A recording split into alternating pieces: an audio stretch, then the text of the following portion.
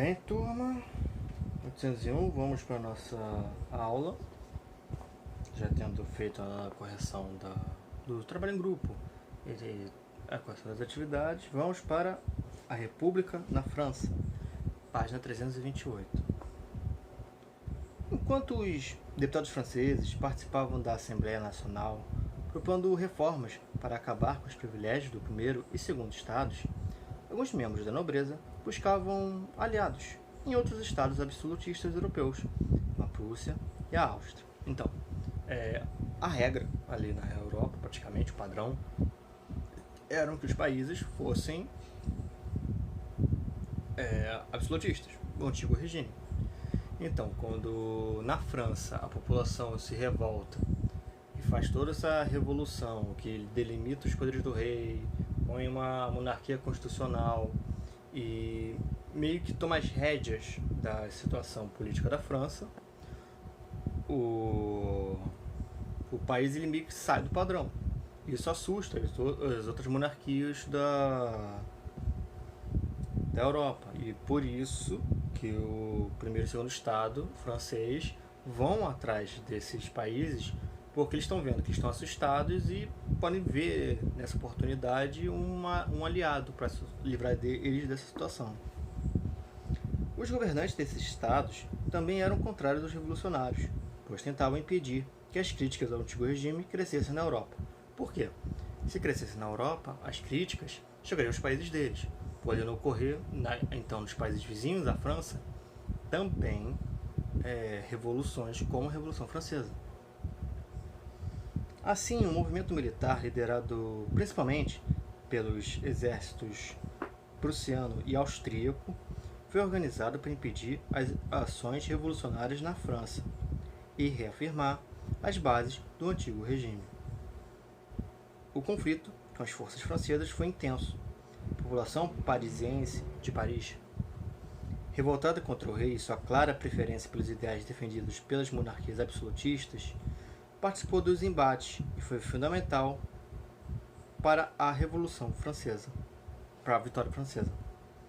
Em 1792, as tropas estrangeiras não resistiram e se retiraram da França. Então,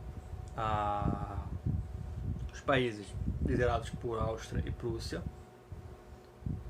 a Áustria é um país que ele fica mais ou menos ali perto da Itália, mas na direção do Oriente. E a Prússia, era um pequeno estado alemão, que não existia Alemanha na época, que ficava mais ao norte da França. Eles realmente ficaram com muito medo da situação se espalhar, essa ideia de revolução popular se espalhar, e eles se juntaram e mais alguns países da região e atacaram a França. Só que o que aconteceu? A população francesa, principalmente a população de Paris, ficou tão incomodada com a situação que eles decidiram ir para o combate. E ao adicionar as tropas francesas também a população em peso, eles tiveram força para expulsar os invasores. Durante os conflitos, o rei Luís XVI foi acusado de ser a favor dos ideais inimigos, que na ocasião defendiam o antigo regime, assim como ele. Por esse motivo, a população invadiu o Palácio das Tulheiras em Paris e prendeu o monarca. Aqui tem uma foto de uma imagem, a aquarela de Edouard de Tellier, feita no século XX já, que representa voluntários incentivando a população de Paris a se juntar ao exército para lutar contra as tropas da Prússia e da Áustria. Seria na Batalha de 1792.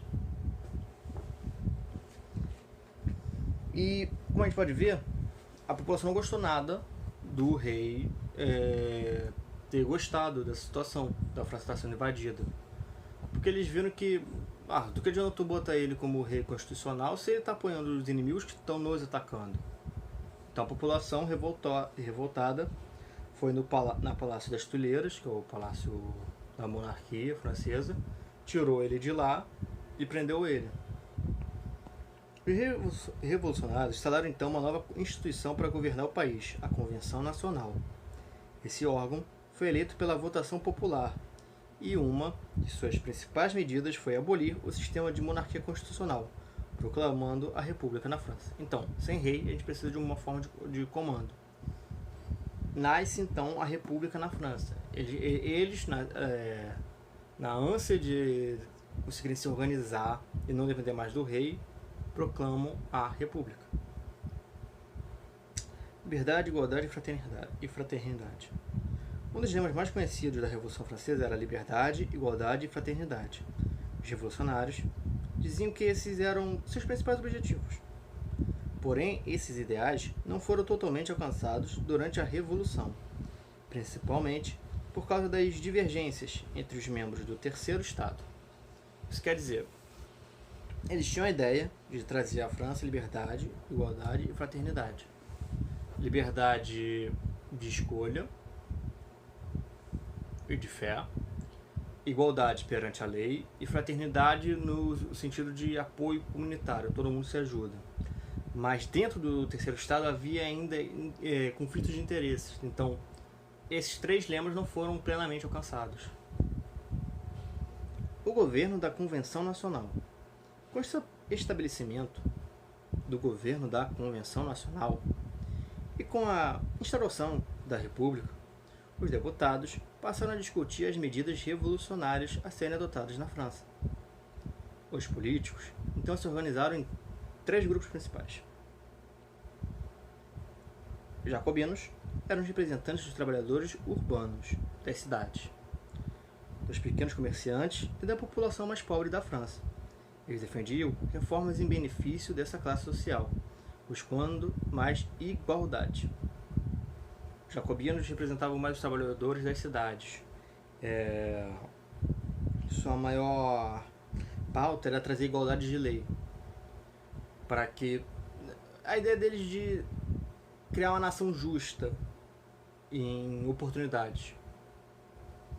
Girondinos eram os representantes da alta burguesia, dos banqueiros e dos grandes comerciantes. Defendiam o estabelecimento das propriedades privadas na França e a limitação das conquistas sociais por temerem perder suas posses. Então, os girondinos representavam, dentro do Terceiro Estado, o pessoal que era rico, o pessoal que tinha maior poder aquisitivo e que não tinha espaço político. Agora eles tinham espaço político porque era uma república, mas antes eles não tinham. E os girondinos queriam que fosse estabelecido o direito da propriedade privada, de uma pessoa ser dono de uma terra, de uma casa, mas eles também não queriam que o grande povo tivesse muitos direitos, porque eles viam que isso iria prejudicar os interesses deles. Planície. Grupo formado por políticos que não tinham um posicionamento bem definido, ora aderindo às propostas jacobinas, ora às girondinas. A planície seria dos políticos que hoje a gente chama de centro, que são políticos que eles não se põem à direita ou à esquerda, no caso, com jacobinos ou com girondinos. Eles tinham ideias que se aliavam à revolução, eles eram a favor da revolução, mas eles não estavam totalmente do lado de um jacobino, porque eles podiam discordar de algumas coisas dos jacobinos, mas também não estavam do lado dos girondinos, porque também discordavam de alguma coisa deles. Eles ficavam, tá, deixa eles falarem, que aí eu voto em quem eu gostei mais. Inicialmente dominado por políticos girondinos, até pela questão do aporte social, de dinheiro, que a gente tem que pensar, a pessoa que é muito rica, nessa época, antes da Revolução, ela era muito rica, as pessoas na cidade e no país podiam conhecer ela, por ela ser muito rica, e na sociedade ela poderia ter um peso, mas na política não tinha, porque não tinha esse espaço para ela ter peso. Agora ela tinha. Então, se ela já tinha um peso social, quando ela consegue peso político, é lógico que o partido dela vai estar na frente. A Convenção Nacional estipulou o julgamento do rei Luís XVI. Os girondinos dominaram de 1792, de setembro de 1792 até junho de 1793. Foi um momento de dominância que eles estiveram à frente da política da Convenção Nacional. Considerado culpado por traição, o rei foi executado na guilhotina, em uma praça pública na cidade de Paris. Então, o rei estava cada vez mais inútil. Os franceses viam que ele estava apoiando ideias de inimigos, e agora inimigos mesmo, porque estava tendo guerra. Ele estava torcendo para que os revolucionários perdessem, mas ele mantinha-se vivo. Ele estava lá vivo, estava preso. E cada vez mais que se passavam os anos, o tempo, os revolucionários foram vendo que a gente realmente não precisa dele. Mas se a gente exilar ele, se a gente jogar ele para fora do país, lá ele pode conseguir muito apoio. E como ele é francês, ele sabe de alguns funcionamentos desse país. Então ele vai botar a gente em risco. A gente não pode exilar ele. A gente pode deixar ele preso? Podemos, mas se a gente deixar ele preso, o tempo todo as forças de invasão dos nossos inimigos vão estar motivadas a libertar ele. Então eles vão ter um objetivo. Então o que a gente vai fazer com ele? Aí os girondinos, que dominavam a política, falaram: mata. Vamos cortar a cabeça dele. Acabou o problema. A gente vai mostrar para o mundo que não tem mais rei na França. E foi assim que foi feito. Em 1793, ele foi guilhotinado. Quer dizer, eles criaram uma máquina chamada guilhotina, que era uma máquina para cortar a cabeça mesmo. É para isso que a guilhotina servia. Ela é uma lâmina, a guilhotina é uma lâmina, ela corre um trilho para cima, e ela é uma lâmina muito pesada. Então quando solta a corda, ela vem com a força da gravidade, o peso, e é praticamente automático. É quase impossível de errar o corte e a cabeça cortada. Uma coisa interessante, a invenção da guilhotina se deu porque médicos da época achavam que a decapitação por lâmina era muito cruel, porque nem sempre a pessoa que estava com a lâmina, o executor, tinha força para fazer isso num golpe só, então a pessoa ficava sofrendo.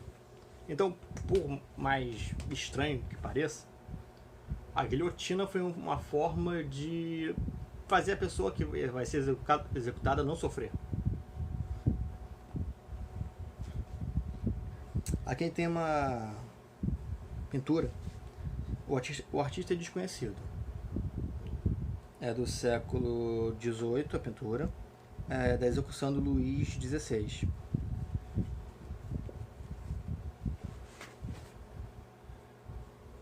Pode ver, essa coisa aqui bem grande é a guilhotina. E bem, onde o rei foi executado? Em Paris, como a gente já sabe. Mas por que num lugar público? Porque tinha que mostrar para o povo inteiro que agora a França não tem mais rei. Acabou essa coisa de rei, agora a gente é república e vai ser assim para sempre. Porque não vai ter sucessor dele nem nada. Essa era a ideia que eles queriam passar.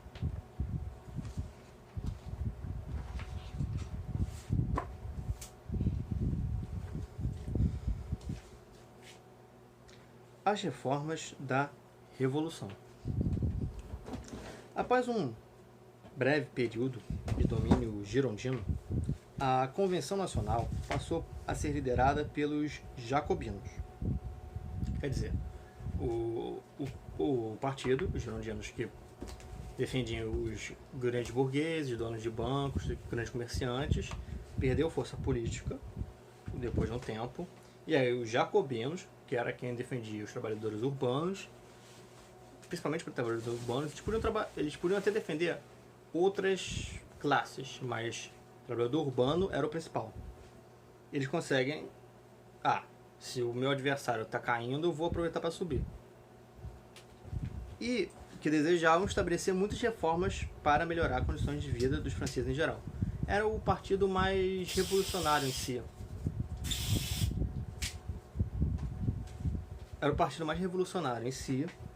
E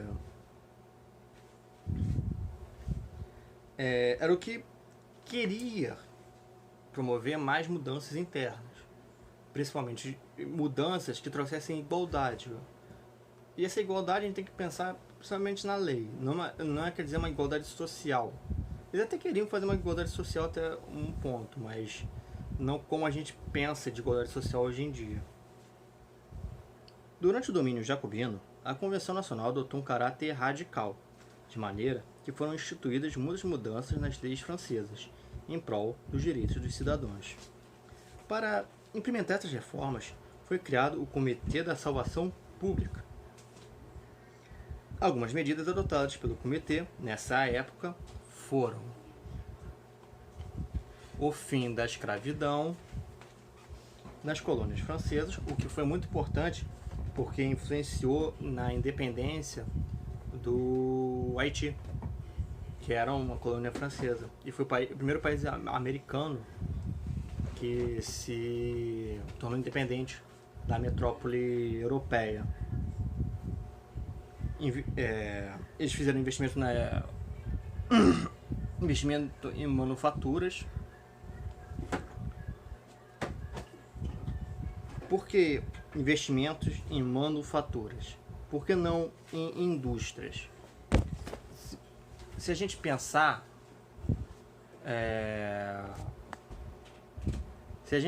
bem, o investimento em manufaturas, ele é de certa forma um tipo de método de se empregar que não sai muito da tradição que tinha na época. Mas já existia indústria. Por que não fazer em indústria? Porque a manufatura envolve mais pessoas. Então, eles pensaram naquele momento que se a gente investir na manufatura, mais gente vai ter empregada, então mais gente vai estar satisfeita com o nosso governo. Estabelecimento de um valor máximo para o preço de pães e cereais. Quer dizer, eles tinham um problema de abastecer a população com comida. Então, eles viam que a gente não pode ficar cobrando muito. A gente tem que ter um limite do que a gente vai cobrar por pão e cereal, porque são a base da alimentação deles. Mas com problema de economia, os materiais podem ficar mais caros. Não importa. Vai ter um limite. Não pode passar desse limite. Estabelecimento de agentes fiéis ao comitê para administrar as províncias. Isso é uma parte já do radicalismo. Eles tinham muita paranoia com conspirações. Então, o que eles fizeram? Eles começaram a escolher gente que era muito a favor das ideias deles para ir para as províncias e ali administrar o funcionamento delas. Porque eles não conseguiam confiar em mais ninguém. Tinha que ser alguém realmente muito próximo das ideias que eles tinham. Adoção de um calendário dificultado da igreja. Isso aí é um pouco já difícil de explicar, mas eu vou tentar simplificar. A gente tem o nosso calendário. Janeiro, fevereiro, março, abril, maio, junho, por aí vai. Eles quiseram fazer um calendário novo, porque eles queriam falar, a gente é completamente novo, a gente é completamente novidade na história, então a gente vai ser o marco zero. Quer dizer, por exemplo, para os revolucionários, dos jacobinos, o ano em que aconteceu a Revolução Francesa virou o ano zero. E a partir dali, ano 1, ano 2, ano 3, ano 4, e com nomes de meses novos. Eles bolaram novos meses para se pôr no calendário. Mas tinha uma lógica aí com astronomia? Não, era pura ideologia. Democratização da educação, compreendida como responsabilidade do poder público. Aí também esse é um ponto importante, porque já era bastante discutido há um tempo, que tinha que se ter uma educação para todos. A ideia da educação ser para todos é uma ideia que vinha crescendo na Europa como um todo há um bom tempo já.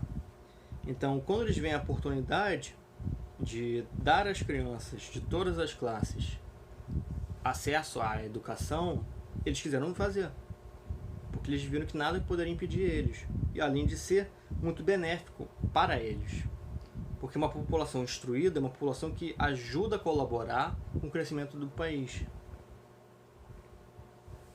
As mulheres na Revolução. Embora a Revolução tenha proposto muitas transformações sociais em prol da população, as mulheres não exerciam plenamente vários direitos que eram sofridos pelos homens. Sua participação política ainda era muito limitada, sem ter o direito de votar ou exercer cargos públicos. Além disso, suas atividades profissionais muitas vezes eram controladas pelos membros masculinos das famílias, como pais e maridos. Pra gente ver a questão da igualdade. Era igualdade, mas não muito, né? Se era igualdade para todos, não tinha que ter igualdade para as mulheres também? Existiam certas contradições no pensamento deles pra gente, mas pra eles na época era o pensamento, era o modo de pensar deles. A gente tem que entender que a gente não pode julgar uma época passada com o nosso pensamento atual. A gente pode entender que eles estavam errados, isso é normal. Mas julgar é diferente, porque na época eles não pensavam assim. Eles realmente tinham um pensamento diferente do nosso e que para eles fazia sentido. Diante dessa situação, muitas mulheres aproveitaram o momento da Revolução Francesa para lutar também pela ampliação de seus direitos. Olympe de Gouges nasceu em 1748, morreu em 1793, uma escritora que produzia textos e peças teatrais, defendia a liberdade apoiando sempre a luta por direitos femininos. Ela foi autora da Declaração dos Direitos da Mulher e da Cidadã, documento que propôs ideias de igualdade entre homens e mulheres. Isso quer dizer, a gente fez uma declaração dos direitos do homem e do cidadão. Ela falou, então vou fazer das mulheres. Vou incluir aqui ideias para incluir as mulheres dentro da sociedade de forma justa. No documento, ela conclama as mulheres à ação. Ó mulheres, quando deixareis vós de ser cegas? Olympe de Gouges foi a primeira mulher a lançar-se na arena pública, onde também pôs em prática suas teorias. Ela reivindica os mesmos direitos que os homens. Ela correrá os mesmos riscos que eles e lutará para ter as mesmas obrigações. Assume suas opiniões através de suas peças de teatro, de seus panfletos e de seus cartazes. Aqui a gente tem uma gravura que representa a Olympe de Gouges. É gravura, gente, então não necessariamente vai estar retratando como ela era.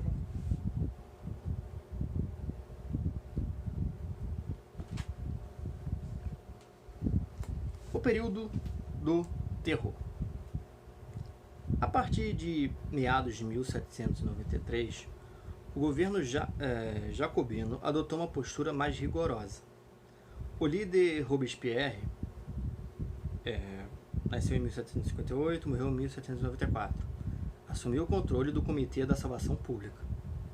Quer dizer, para isso acontecer, ele tinha que ser um daqueles que eram muito leal à ideia de revolução que os jacobinos tinham.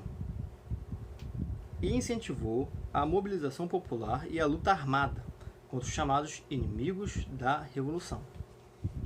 Opositores do movimento revolucionário deveriam ser perseguidos e acusados de trair o regime.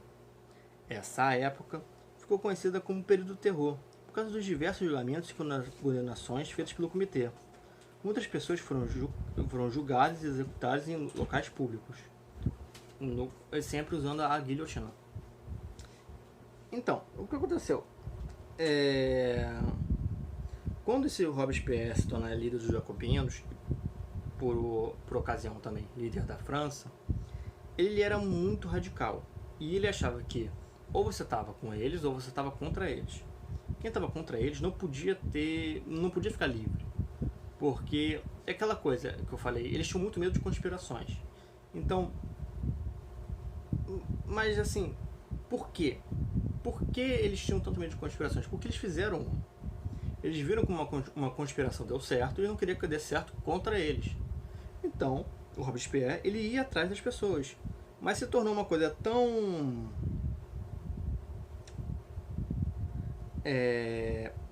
complicado, tão violento, que haviam pessoas que eram executadas sem provas. Apenas a palavra de alguém que era leal, era reconhecido como leal ao comitê, já servia para condenar uma pessoa. Então, realmente se tornou um período de terror. A guilhotina foi um dos principais modos de execução adotados durante esse período. O instrumento era usado para a decapitação dos condenados. Corta a cabeça. Concedendo assim uma morte rápida e com menos sofrimento. Com o tempo, as ações do comitê, cujo caráter era violento, tornaram a instituição impopular e enfraqueceram politicamente os jacobinos. Nesse contexto, os gerondinos resolveram intervir, retomando o controle da Convenção Nacional. Em retaliação aos jacobinos, os girondinos executaram também membros do antigo Comitê da Salvação Pública. Instalaram um modo de governo mais conservador. Então, eles viram que os jacobinos estão passando do limite, e os girondinos viram que a população não estava mais gostando deles, porque realmente passando de muitos limites, e nem a população que estava com raiva naquele momento estava conseguindo ver as ações dos jacobinos como algo positivo. Realmente estava sendo nocivo à população. Então eles decidiram que não, acabou, vamos manobrar aqui politicamente e tomar o poder. E ao tomar o poder, pegaram todos os líderes do Comitê da Salvação, entre eles o Robespierre, e vocês decapitaram muitas pessoas, inclusive pessoas que não tinham provas que eram culpadas. Por isso vocês serão também decapitados. E aí os líderes do Comitê da Salvação Pública foram decapitados. O próprio Robespierre acabou sendo condenado à morte na guilhotina em 28 de julho de 1794, após a retomada do poder dos girondinos. Ao lado temos uma gravura do século XVIII, que representa a execução de Robespierre. Aqui, a execução de Robespierre.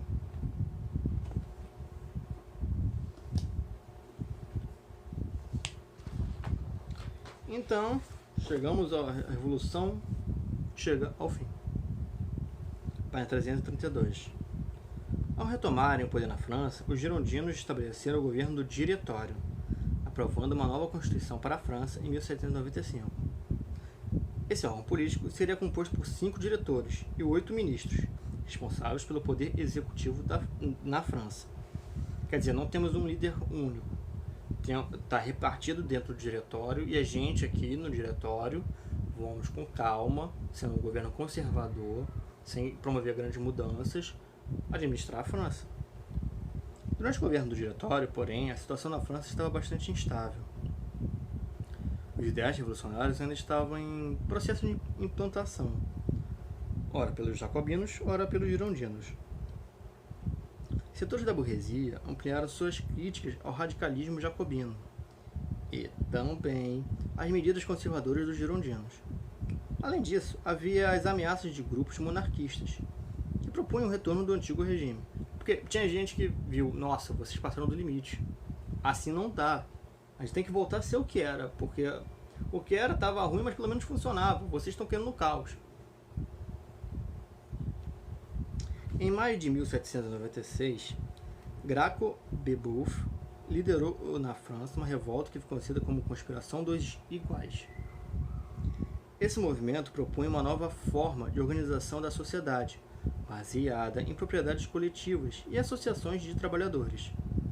A revolta foi planejada para destituir a alta burguesia do poder e recebeu apoio de diversos setores populares, mas não obteve o sucesso porque foi delatada para a polícia antes de ocorrer. Seus líderes foram condenados à morte ou ao exílio.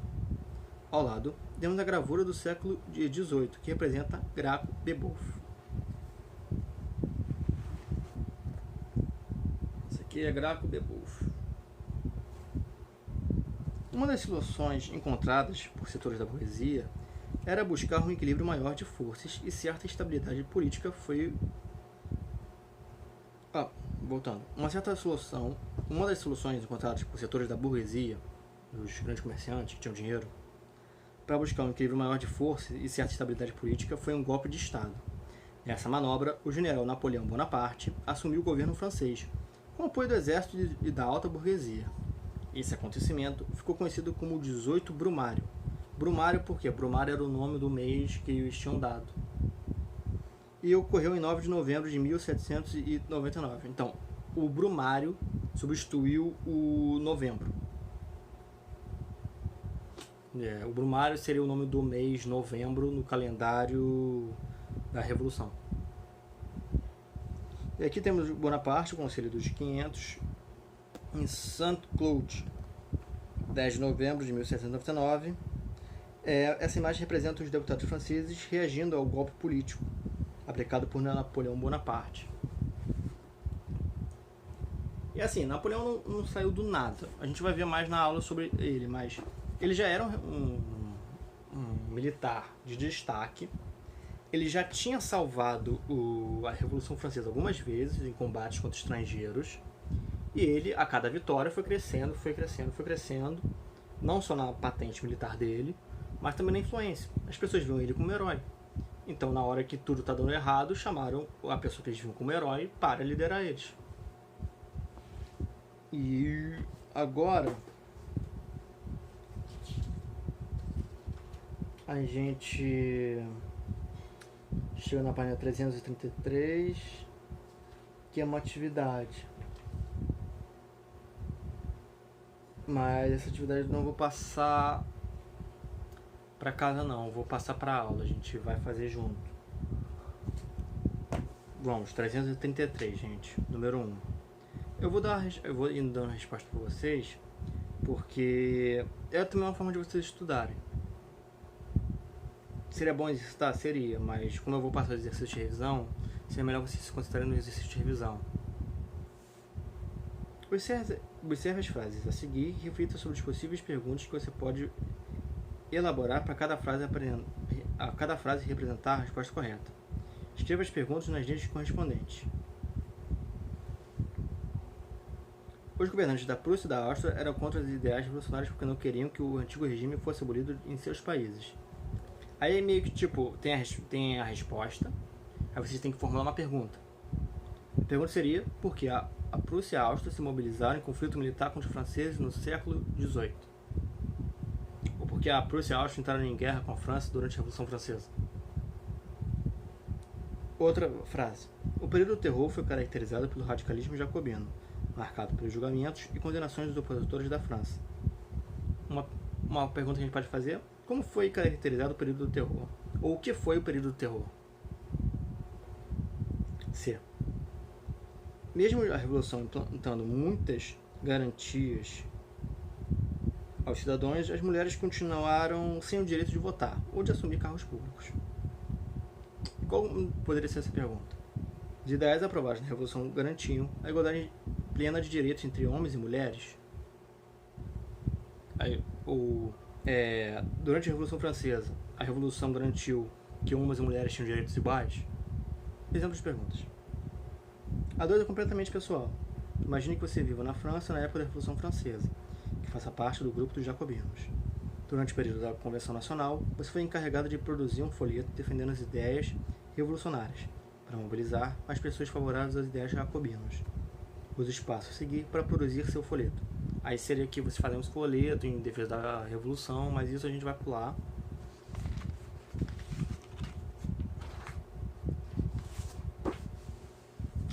Três. Analise a imagem a seguir e responda as questões. Livro de autor desconhecido representando a marcha das mulheres sobre Versalhes, 1789. Lá no início da Revolução. Quem são as pessoas que estão participando dessa marcha? Aí a representação fala: mulheres. Marcha formada por mulheres. De qual estado da sociedade francesa são essas pessoas? Terceiro estado. Isso é bem simples. Explique como você chegou a essa conclusão.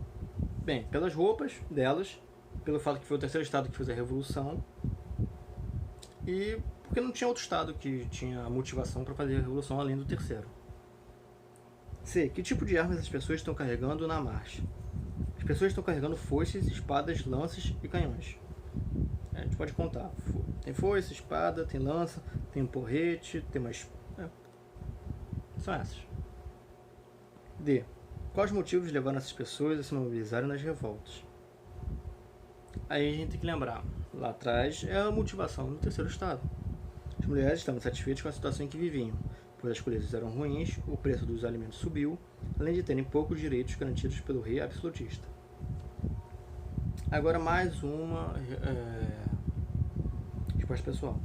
Leia novamente a página 330, sobre Olympe de Gouges, e escreva um texto comentando sua importância para o movimento revolucionário francês. É que a gente falaria da importância de Olympe de Gouges porque ela defendia direitos iguais entre homens e mulheres e escreveu a Declaração de Direitos da Mulher e da Cidadã. Mas a resposta é pessoal, a forma de montar é pessoal. Com isso a gente encerra aqui a nossa aula. Eu só vou passar para vocês certos pontos importantes para poder vocês estudarem com o auxílio do dever de revisão. O dever de revisão vai ser um guia. Eu vou botar perguntas de pontos importantes da matéria que a gente viu até agora. A matéria vai até essa página 334. Tudo que a gente viu até 334. Mas eu vou botar ali pontos importantes em que você vai lá, lê a questão de revisão. Aí você vai no livro procurar aquele assunto. Aí você estuda assim, entendeu? Fica mais fácil para vocês estudarem e uma forma melhor para vocês até lembrarem de tudo. Tudo bem, turma? Aula encerrada.